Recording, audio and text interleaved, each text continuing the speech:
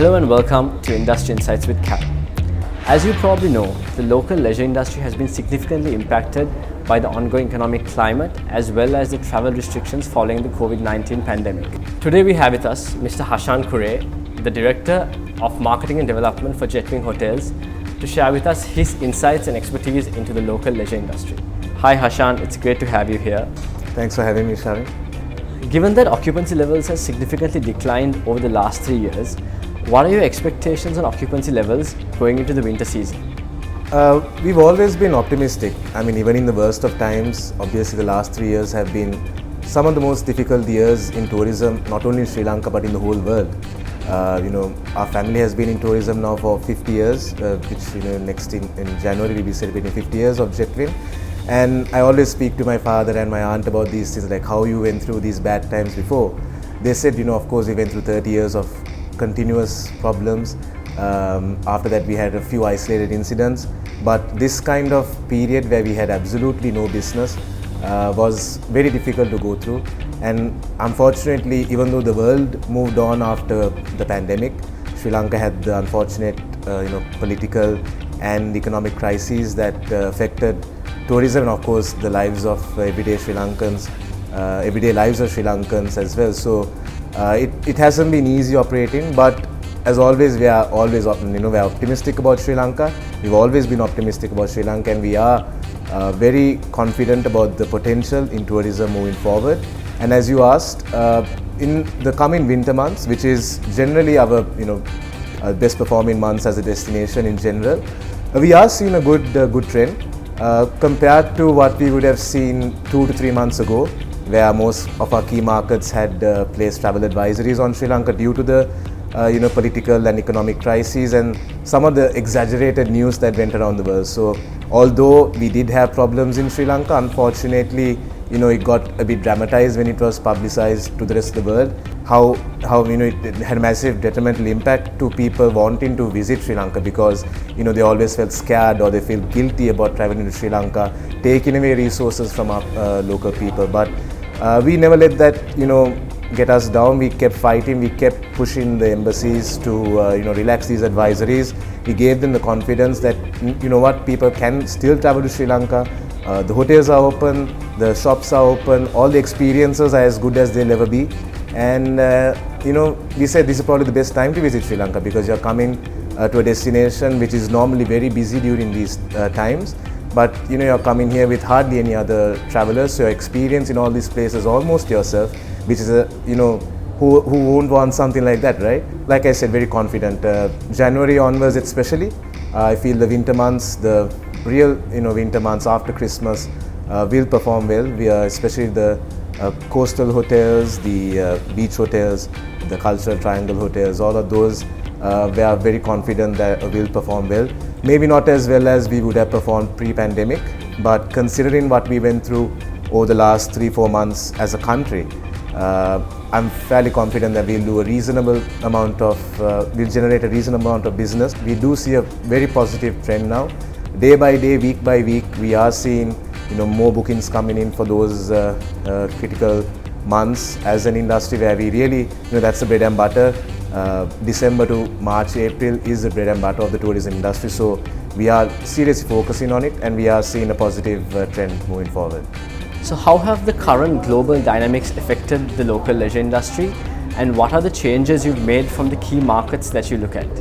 So there are multiple things going on in the world. Obviously there is a war that happened out of nowhere in a region that gives us a lot of business as a tourism destination. It has impacted most of our key markets severely.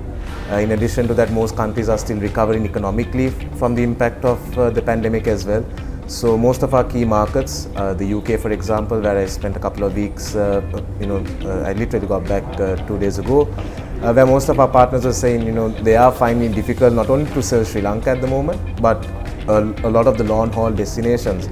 Long haul is typically, a flight that is more than 5 to 6 hours. That is considered a long haul destination. So for them, a big impact now is the cost of air travel. The ticket prices are significantly higher than what it used to be pre-pandemic, so that has a huge impact on travel. In addition to that, inflation in key markets is okay. It can't be compared to the inflation that we've had in Sri Lanka, but for them, 10% inflation is unheard of numbers. So they are really feeling the brunt of it as well. So all those things combined have had a negative impact on some of our long-haul markets in terms of volume. We are still seeing tourist arrivals from those markets, and we are getting our high-end upmarket travelers coming in from those markets. But like I said, the volume business from those regions might be a little less moving forward.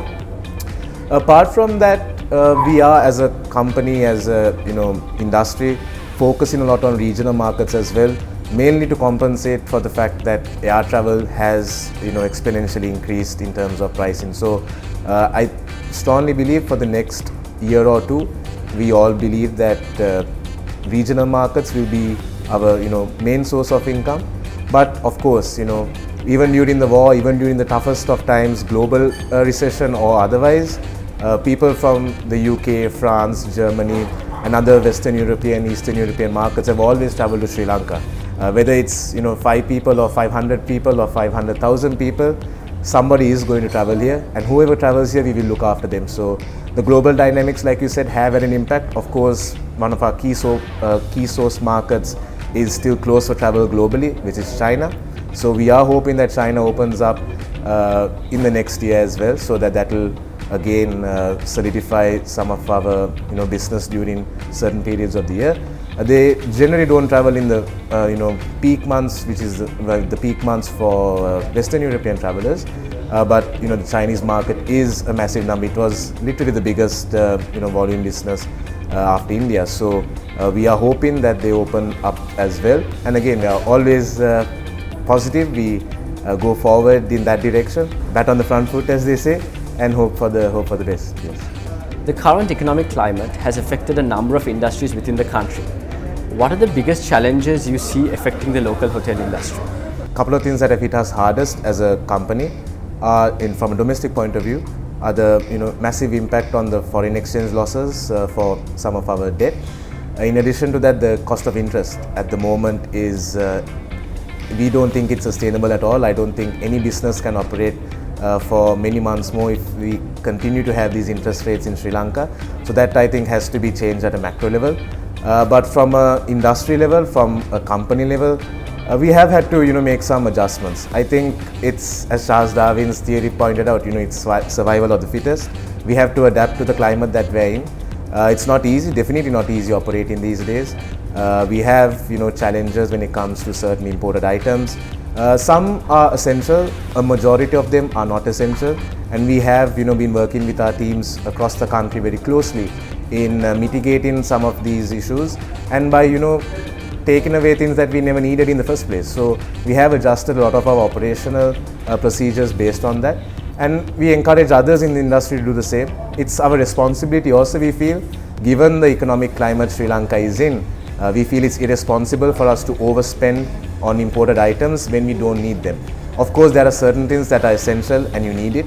So, diesel, for example, to run our generators at hotels are essential.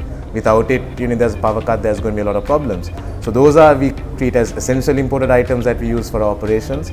But salmon or steak or maybe some other imported food item, apples, oranges, why do we need that in Sri Lanka? People don't come to Sri Lanka to eat apples and oranges. If you're coming here for a 10-day holiday, you want to eat, the beautiful fruits and vegetables that we have grown here. So that is, we have absolutely no problem when it comes to those kinds of items, and we feel it's our responsibility to not use those at all, whether it's for personal or business consumption, because the country can't afford it. So moving forward, we have been changing, like I said, our operational styles. We need to start earning foreign currency for our country. Along with the other export industries, tourism is obviously a key area where the product and service is already there. We just need the numbers coming in. So, like I said before, we are very ready. Sri Lanka is open, and we are, like I said, very confident. We do see this winter season being somewhat of a good season. Like I said, it won't be as good as pre-pandemic levels. I'm fairly confident that won't happen. But we are very positive about the future trends. Globally, with our regional markets and our long-haul markets, we will see a positive trend moving forward. So hopefully we can do something for our country and get ourselves out of this situation. Thank you so much, Hashan, for joining us and sharing your valuable insights and expertise into the local hotel industry. Thanks, Arvind. Thank you, Cal. Thank you everyone for watching, and stay tuned for more industry insights with Cal.